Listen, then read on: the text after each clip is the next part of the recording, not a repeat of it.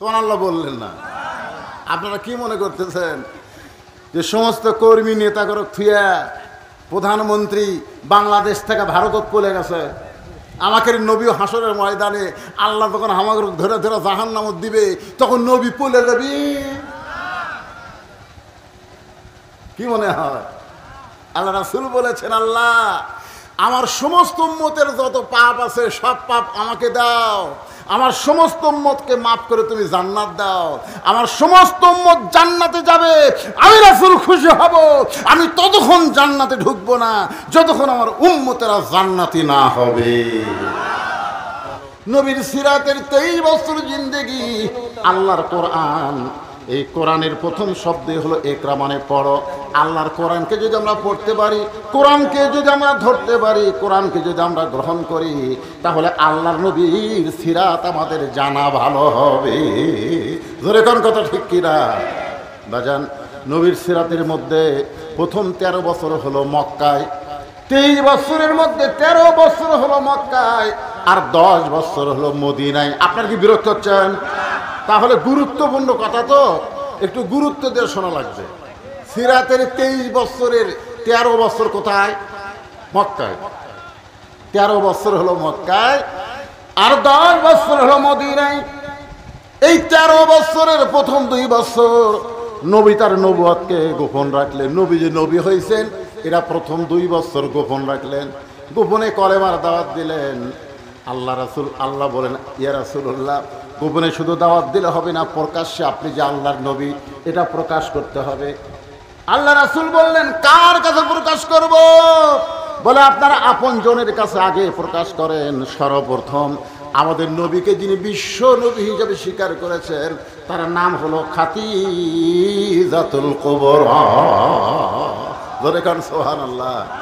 আল্লাহ রাসূল বলেন, আমার মতন সৌভাগ্যবান কেউ নাই যে আমি স্বামী আমাকে নবী স্বীকার করা। এটা কিন্তু সবার জন্য সহজ হলেও বইয়ের জন্য কিন্তু সহজ না। বউ সর্বপ্রথম আমাদের নবীকে নবী বলে স্বীকার করেছে নবীর বউ। জোরেখন কে? এই যে আজকে প্রায় 40 বছর হলে, 40 বছর হলে আমি ওয়াজ করতেছি, এখন পর্যন্ত আমার বউ আমাকে হুজুরই কয় না। আমি বহুদিন বউকে বলেছিলাম, দুনিয়ার অনেক মানুষ আমাকে হুজুর কয় গো, তুমি একটু আমাকে হুজুর করে ডাকো তো, কেমন লাগে? বউয়ের মুখে হুজুর শুনতে কেমন লাগে? একটু হুজুর হুজুর কত। আর বউ খালি মুসকি মুসকি হাসে। মানে হাসো কেন? বলে, জনগণ আপনাকে চিনে না তাই হুজুর কয়, কিন্তু আমি আপনাকে চিনি, আপনি মাল ডাকি। হুজুর হওয়া এত সহজ নয়। 40 বছর ওয়াজের পরেও নিজের বইয়ের কাছে আমরা হুজুর হওয়ার পারি নাই। আর সর্বপ্রথম নবী বলে যিনি স্বীকার করেছেন তিনি আর অন্য কোনো মানুষ না, তিনি হলেন নবীর বিবি। জোরে বলেন কথা ঠিক কি না?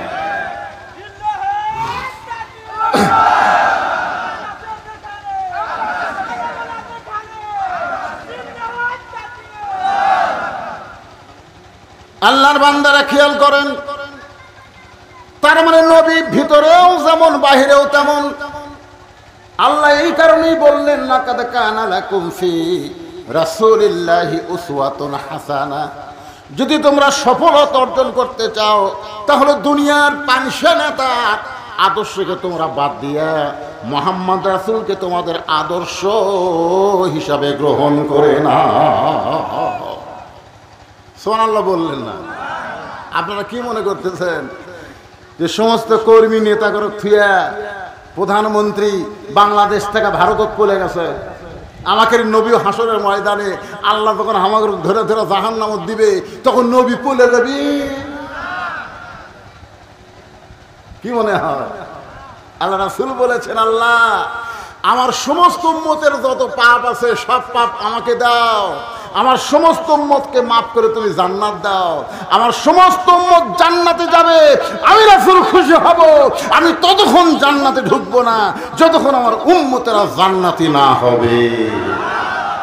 আল্লাহুম্মা সাল্লি আলা মুহাম্মদ, আল্লাহুম্মা সাইয়্যিদিনা মুহাম্মদ। যেরকম সুবহানাল্লাহ।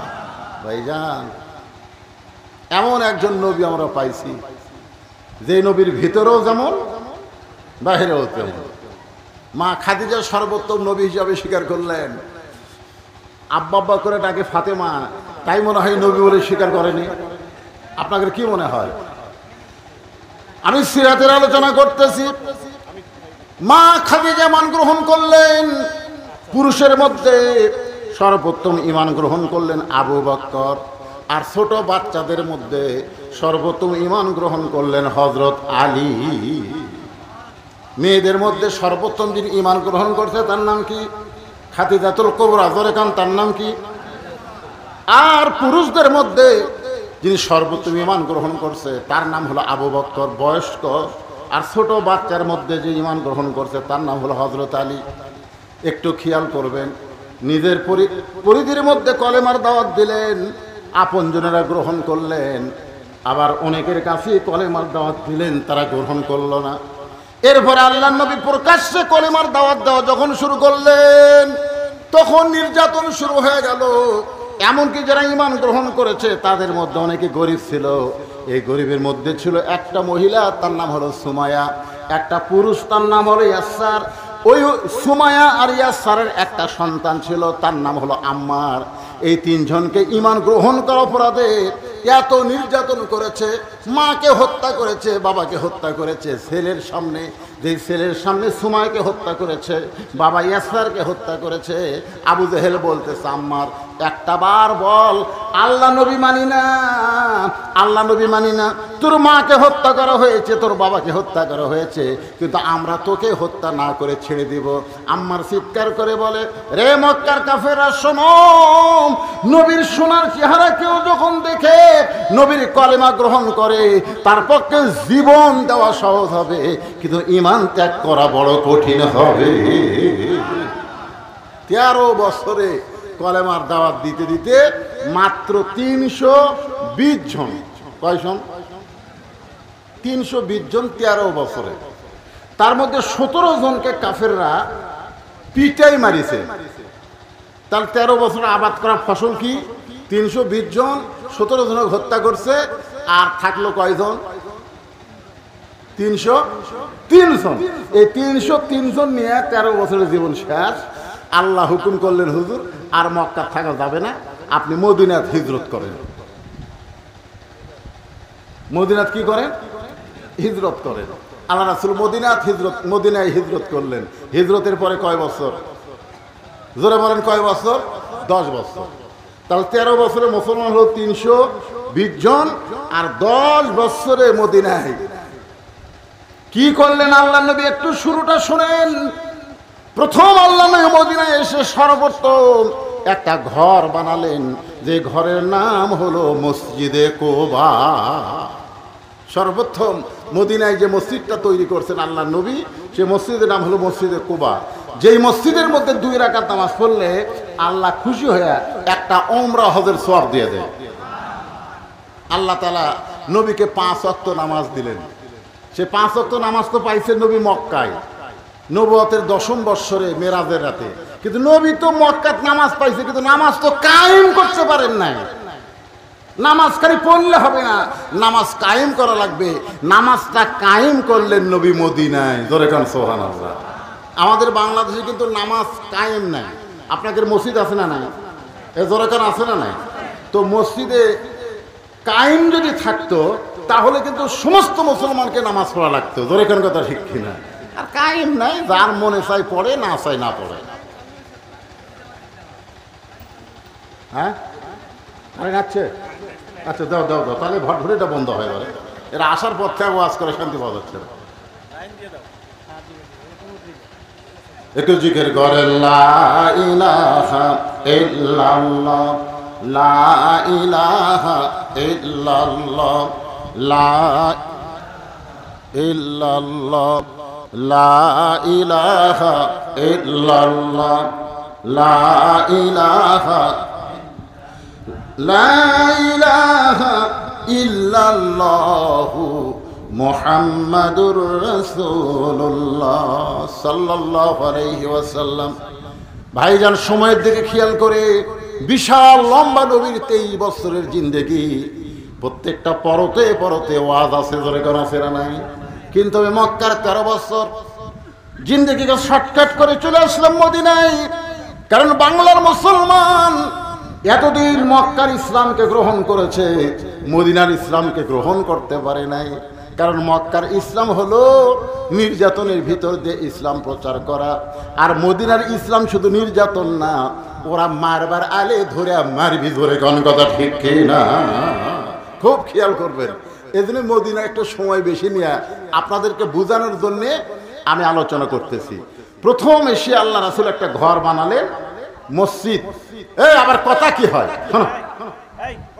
সর্বপ্রথম যে একটা ঘর বানালেন তার নাম দিলেন কুবা মসজিদ। কি মসজিদ? এই যে কয়েকদিন আগে গেছিলাম আমি, ওই মসজিদে 2 রাকাত নামাজ পড়লাম, পড়লেই একটা ওমরা হজের সওয়াব আল্লাহ দান করে। ওই মসজিদের জায়গা ছিল 2টি এতিম সন্তানের। আল্লাহ রাসূল বললেন, এই জায়গাটা আমার খুব পছন্দ, এই জায়গাটা কার? তো মদিনার লোকেরা বলল, হুজুর এই জায়গাটা আপনি পছন্দ করলেন, কত জায়গা আছে। না, এই জায়গা আমার পছন্দ। এই জায়গার মালিককে? বলে মালিক তো দুনিয়া থেকে বিদায় নিছে, এখন বাপ মরে যাওয়ার পরে 2 সন্তান এতিম, তারা এই জায়গার মালিক হয়েছে। আল্লাহ রাসূল বললেন, 2 সন্তানকে ডাক দাও। 2 সন্তানকে নবীর কাছে নিয়ে আসা হলো। নবীও এতিম, ওই 2 সন্তানও এতিম। আল্লাহ রাসূল 2টা এতিমের মাথায় হাত দিয়ে বললেন, এতিমের মাথায় হাত দিয়ে বললেন, এই জায়গার মালিক নাকি তোমরা? নবী যখন এতিম 2টা বাচ্চার মাথায় হাত দিয়েছে, হাত দেওয়ার সাথে সাথেই তারা আলাদা জগতে চলে গেছে। চলে গেল সুবহানাল্লাহ। এই বাধা নেই, লোকজন বিরক্ত হচ্ছে, যাও। আল্লাহর নবী 2টা এতিম বাচ্চার মাথায় হাত দিয়ে বললেন, বাজান এই জায়গার মালিক নাকি তোমরা? তোমাদের বাবা মারা গেছে, আর বাবা মরে যাওয়ার কারণে ওয়ারিশ মোতাবেক তোমরা এই জায়গার মালিক হইছো। এই জায়গাটা আমার পছন্দ। এই জায়গার বিনিময়ে তোমরা 2 বাচ্চা কি চাও? 2 এতিম বাচ্চা নবীর চেহারার দিকে তাকায় বলে, ওগো আল্লাহর নবী, আপনার মহব্বতের হাতের পরশ যখন আমাদের এতিমের মাথায় লাগছে, দুনিয়ার সব চাইতে বড় উপহার আমরা পেয়ে গেছি। সবচাইতে বড় বিনিময় আমরা পেয়ে গেছি। রাসূল বললেন, বাজান তোমরা যদি আর কিছু চাও তাহলে আমি নবী তোমাদেরকে দিবার চাই। এতিম বাচ্চা নবীর মুখের দিকে তাকায় বললেন, এই জায়গাতে আপনি কি নির্মাণ করবেন? এই জায়গা যে আপনি পছন্দ করলেন, এই জায়গায় কি আপনার বাড়ি নির্মাণ করতে চান? আপনি কি এই জায়গা কেন নিবার চাচ্ছেন? আল্লাহ নবী বললেন, বাজান এই জায়গার মধ্যে একটা ঘর তৈরি করব, আমরা কষ্ট করে তৈরি করব, কিন্তু আমরা ঘরের মালিক হব না, ঘরের মালিক হবেন আমাদের আল্লাহ। এই জায়গাতে একটা ঘর বানানো হবে, আমরা কষ্ট করে ঘর তৈরি করব, আর ঘরের মালিককে? এতিম বাচ্চা বলতেছে, তাহলে আমাদের বিনিময় পাই গেছি। আল্লাহ নবী বলে, কি বিনিময়? বলে, আমরা এই জায়গার বিনিময়ে জান্নাত চাই। রাসূল বললেন, সত্যি তাই? এতিম 2 বাচ্চা বললেন, জান্নাতের চাইতে বড় বিনিময় মুসলমানের সামনে আর কিছু হতে পারে? আল্লাহ রাসূল বললেন, যারা মসজিদ তৈরি করবে, মসজিদে জায়গা দেবে, মসজিদ টাকা পয়সা দেবে, তোমরা 2 এতিম শুধু জান্নাত পাবে না, কিয়ামত পর্যন্ত মসজিদের বিনিময়ে আল্লাহ তাদেরকে জান্নাতের মালিক বানাবে। তাহলে আপনারা যারা মসজিদে জায়গা দিয়েছেন, যারা এত সুন্দর করে মসজিদ বানাচ্ছেন, তাদের মধ্যে অনেকেই দুনিয়াতে আছেন, আবার অনেকে দুনিয়া থেকে কবরে চলে গেছেন। জোরে কোন কথা ঠিক কিনা? তো যারা কবরে গেছে তারা কিন্তু বুঝতে পারতেছে মসজিদ সুন্দর করে গড়ানোর বিনিময় কি, কিন্তু আপনারা যারা বাসে আছেন তারা বুঝতে পারতেছেন না। মসজিদে কুবা নির্মাণ করা হলো। মসজিদে কুবার পরে আল্লাহ রাসূল তৈরি করলেন মসজিদে নববী। মসজিদ নববী, এখানে মদিনাত গেলে আপনি অনেক মসজিদ দেখবেন। এক মসজিদে আল্লাহ নবী খুতবা দিচ্ছেন, সেই মসজিদকে বলা হয় মসজিদে খুতবা। আরেকটা মসজিদ আছে মসজিদে কেবলাতাইন, যেই মসজিদে বাইতুল মুকাদ্দাসের দিকে মুখ করে নবী নামাজ শুরু করেছিলেন, নামাজ পড়া অবস্থায় কেবলা পরিবর্তন হয়ে আবার মসজিদে হারামের দিকে মুখ ফিরালেন। ওই মসজিদে 2টা কেবলা আছে, এখন এক কেবলা বাতিল হয়ে গেছে, আর এক কেবলা চালু, কিয়ামত পর্যন্ত ওই কেবলাই থাকবে, সেটা হলো মসজিদে হারাম। জোরে বলেন সুবহানাল্লাহ। মসজিদ নববী যখন তৈরি করলেন, নবী তৈরি করার পর আল্লাহর নবী একটা নামাজ আদায় করতেছেন, ইমামতি করতেছেন, সাহাবেরা পিছনে নামাজ পড়লেন। নামাজ শেষ করে আল্লাহ রাসূল বললেন, সাহাবীরা আমি তোমাদের সামনে একটা আলোচনা করতে চাই। সাহেব বললেন, হুজুর কি আলোচনা? রাসূল বললেন, তোমরা কি জানো আজকে নামাজের ভিতরে আল্লাহ তাআলা আমার উপরে কোরআন নাজিল করেছে। আবু বকর, উমর, ওসমান, আলী তারা বলছে, হুজুর আমরা একসময় খেয়াল করছিলাম যে আপনার গোটা দেহ থরথর করে কাঁপতেছে। আল্লাহ রাসূল বলেন, ওই সময় কোরআনের একটা আয়াত আল্লাহ আমার ওপর নাজিল করছে, আমি সে আয়াতখানা তোমাদের সামনে বলবো, তোমরা কি শুনবার চাও? সাহাবীরা বলে, হুজুর আপনি কোন কি, আল্লাহ আয়াত নাজিল করছে সেটা আমরা শুনবো না, আপনি যা বলবেন আমরা তাই শুনবো। ধরে কোন সুবহানাল্লাহ। আপনারা বলেন তো, আল্লাহ নবী যে কথাগুলো বলেছেন এ কথা করে কি নবীর বাপ দাদার কথা কথা? আল্লাহ কোরআনে বলেছেন, মা ইয়ান্তিকু আনিল হাওয়া ইন হুয়া ইল্লা ওয়াহয়ুন ইউহা। নবী যেগুলো কথা বলেছেন, নবী যেগুলো কাজ করেছেন, নফসের তাড়নায় পড়ে কিছুই করেনি, কিছুই বলেনি, সব বলাইছেন কে? আরো জোরে বলেন। সাহাবারা বললেন, ইয়া রাসূলুল্লাহ কোন আয়াত আল্লাহ আপনার উপর নাজিল করলো? আপনি না বলা পর্যন্ত আমরা উঠব না। আল্লাহ রাসূল বললেন, তাহলে শোনো, আমি যখন নামাজের ইমামতি করতেছিলাম দ্বিতীয় রাকাতের রুকু থেকে যখন আমি দাঁড়াইছি, এমন সময় ফেরেশতা জিবরাইল এসে আমাকে বলতেছে, ইয়া রাসূলুল্লাহ ইয়া আইয়ুহান নাবিয়্যু হারজিল মুমিনিনা আলাল কিতাল। ওগো নবী, আপনার পিছনে দাঁড়ায় যারা সারিবদ্ধভাবে কাতার সোজা করেছে, যারা জামাতবদ্ধ হয়ে নামাজ পড়তেছে, আপনি শুধু তাদেরকে নামাজ পড়ালে হবে না, তাদেরকে শুধু রোজা রাখালে হবে না, তাদেরকে স্ট্যান্ডিং আর্মির মতন গড়ে তুলতে হবে। ওগো আল্লাহর নবী, একদিন হয়তো মক্কার কাফেরেরা এই মদিনা আক্রমণ করতে পারে। মক্কা থেকে হিজরত করে মদিনে এসে মসজিদে কুবা নির্মাণ করলেন, মসজিদে খুতবা নির্মাণ করলেন, মসজিদে কিবলাতাইন থেকে মসজিদ নববী। আপনি কি জানেন হুজুর, যে কোনো সময় মক্কার কাফেরেরা আপনার মদিনাকে আক্রমণ করতে পারে। আর মক্কার কাফের যখন মদিনা আক্রমণ করবে, তখন দোয়া দিয়া, দরুদ দিয়া, নামাজ দিয়া আপনি মদিনা রক্ষা করতে পারবেন না। ওই মক্কার কাফেরদের বিরুদ্ধে আপনার সাহাবী মুসলমানদেরকে সৈন্য হিসাবে দাঁড়াতে হবে। এই আয়াতের কথা যখন রাসূল বললেন, তখন সমস্ত সাহাবীরা আলহামদুলিল্লাহ আলহামদুলিল্লাহ আলহামদুলিল্লাহ তাসবিহ পড়তেছে, কিন্তু একজন মাথা সেই পাগড়ি, মুকুট সেই দাড়ি, জুব্বা পরে নবীর কাছে গিয়ে বলতেছি, ইয়া রাসূলুল্লাহ এইটা না গন্ডগোলের আয়াত। কিসের আয়াত? কথাটা খেয়াল করে শোনেন। ইয়া আইয়ুহান নাবিয়্যু হারজিল মুমিনিনা আলাল কিতাল। মক্কার কাফেররা মদিনা আক্রমণ করবে আর আমরা যায়া তাদের সঙ্গে যুদ্ধ করব, এটা না গন্ডগোল? আপনার বলেন তো, ইসলামী আন্দোলন করা এটা কি গন্ডগোল? কথা কন না কেন, গন্ডগোল? এতদিন জঙ্গিবাদী বলে, আমাদেরকে মৌলবাদী বলে ওই শালারা কি বুঝাইছে? ওরা বুঝাইছে আমরা গন্ডগোল। ওয়াজের মধ্যে একটু গ্রহণযোগ্য আন্দোলনী কোরআনের হক কথা বলতে গেলি, কুল জাল হক ওয়া যাহাকাল বাতিল ইন্নাল বাতিলা কানা যাহুকা। হুজুর যে ওয়াজ করতেছে এটা খালি রাজনীতি গন্ডগোল। দেখেন, মাথার পাগড়ি, মুকুট দাড়ি, পরনে জুব্বা নিয়ে নবীরই সাহাবী নবীর কাছে বলতেছে, হুজুর এটা না গন্ডগোলের আয়াত। আল্লাহ রাসূল কয়, ই কে রে? ই যে আমার পাশে একদিন হলে সামনে কাতারে নামাজ পড়তেছে, এই দরবেশ কে রে? যাই নৌকা তুললে দাড়ি কামায়, আর সারা দাড়ি লিয়া দরবেশি করছে। জোরে কোন ঠিক কিনা? এই দরবেশ কে রে? চিনতে পারছে? আইনমন্ত্রী ধরে নিয়ে যখন চলে যাচ্ছে, তখন আইনমন্ত্রী বলতেছে, আয় ও যে দাড়ি চাচা।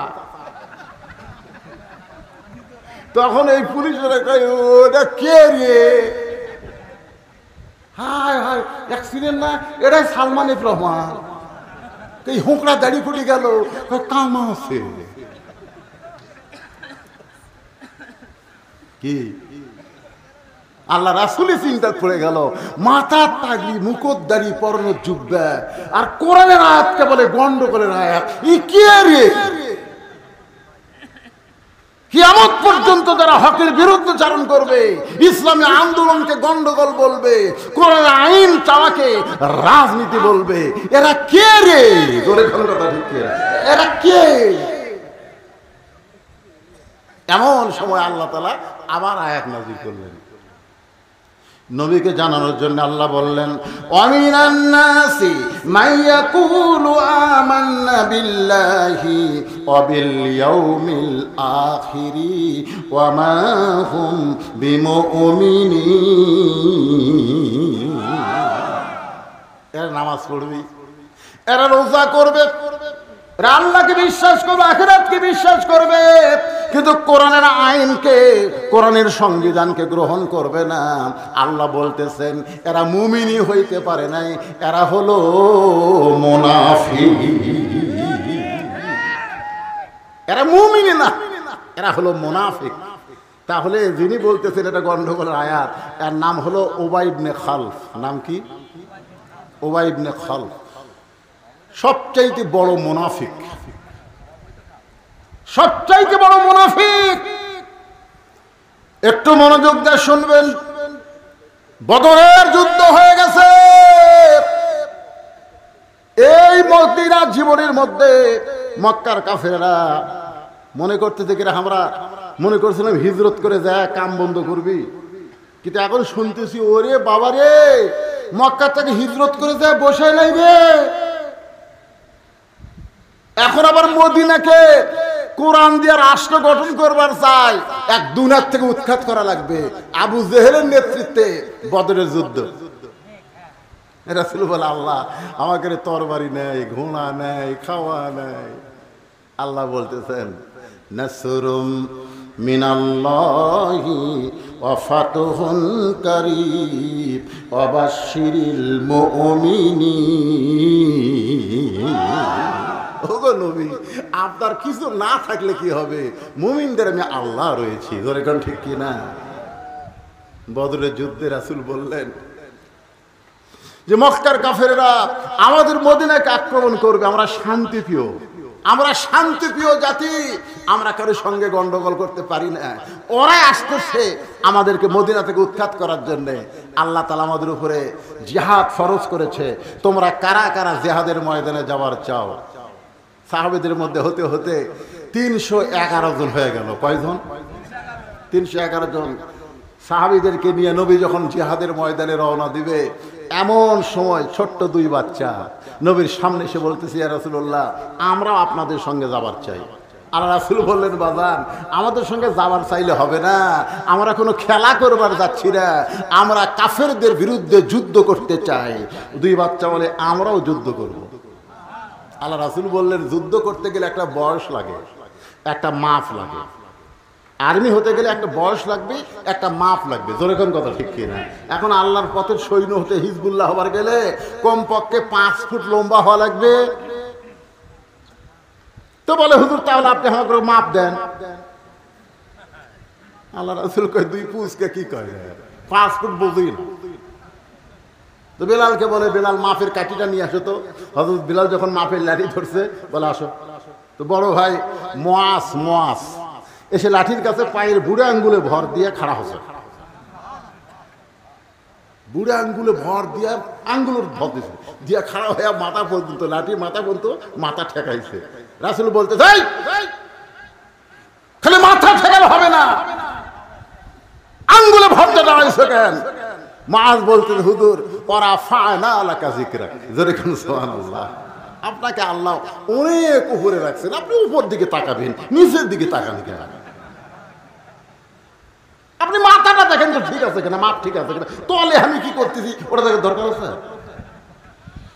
রাসূল কয়, আল্লাহ ইহারা তোমার ইসলামকে কেমন ভাবে বুঝলো? জিহাদের ময়দানে গেলে জীবন যাবে, এরপরে পায়ে বুড়ো আঙ্গুলে ভর দিয়ে যারা দাঁড়ায়, আমি নবী আর এদেরকে নিয়ে কোনো টেনশন নাই। দরকার সুবহানাল্লাহ।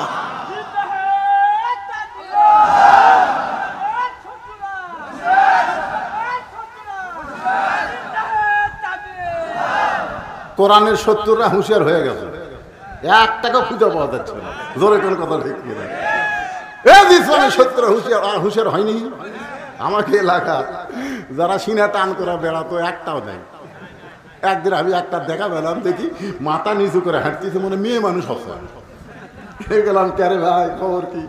হুজুর গোপনে ছিলাম, বার হয়েছি, আবার চলে যাবো।